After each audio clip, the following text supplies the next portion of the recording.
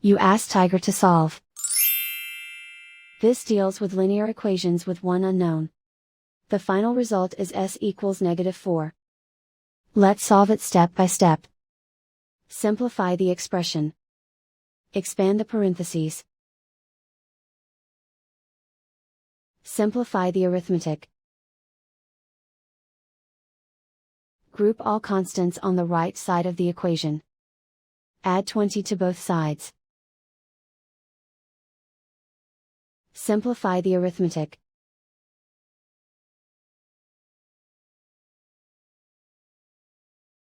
Isolate the s. Divide both sides by -2. Cancel out the negatives. Simplify the fraction. Move the negative sign from the denominator to the numerator. Find the greatest common factor of the numerator and denominator.